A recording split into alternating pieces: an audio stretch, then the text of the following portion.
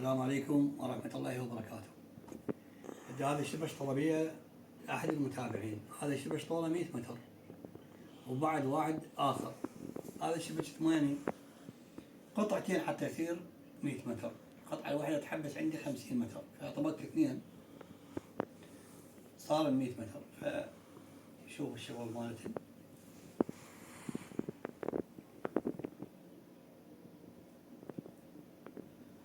طبعا طلب من عندي قصة الارتفاع مالته أقلله لأن هو ما له داعي كلش. شوف التحبيس شلون. استعمل هذا الحبل زين كل 50 سنتيمتر رصاصة، يعني شبت ما يتخلبص. يعني هسه تشوف انت لو هيك تسويه شو ما كان تسوي، يعني وانت مغمض تنصب الشبت. شوف هسه راح اسوي باوع باوع.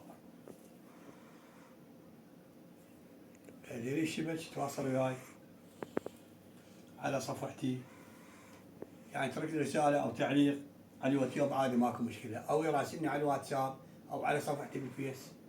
تحبيس درجة أولى والحبل ممتاز، نوعية كلش ممتازة. هذا حبل تركي ما يطب العيون ما يشربك.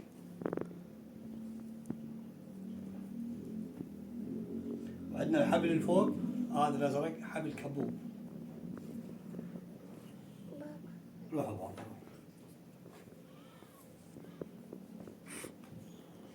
هذا شبت سيعي رقم 11 والخيط مالته 18. هو حسب الطلب. اكو خيط 23 اكو 28. يعني عندنا شبت خيط 28 نزاله، يعني نزاله اعتقد 12 متر او اكثر موجود، والطول مالته بال200 متر طوله. اذا واحد يريد هم يتواصل وياي.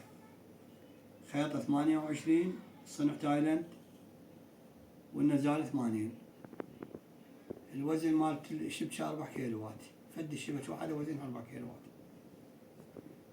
نزالها عالي وتحبس مسافة طويلة كلش، يعني 200 300 متر تحبس.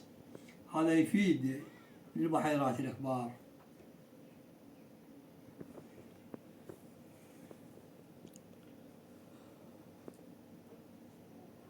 هو أحسن حبل هذا الحبل اللي استعمله. هذا حبل الضفيرة أحسن حبل. هذا ما يطب العيون، لأن الحبل إذا هيك ما يطب العيون، بس إذا هيك كل شوية ليان حيل، يعني يقول لي ليان هذا فاشل. بس هذا يصير شلون اليابس ما ينطي من روحه.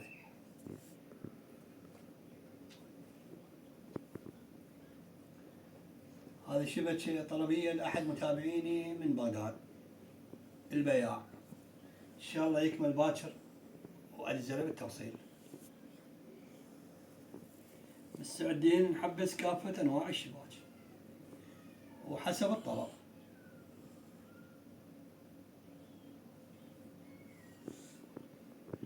لا تنسون طريقة التواصل، صفحتي على الفيس أو الواتساب، أو تترك لي تعليق حتى نتواصل. في أمان الله.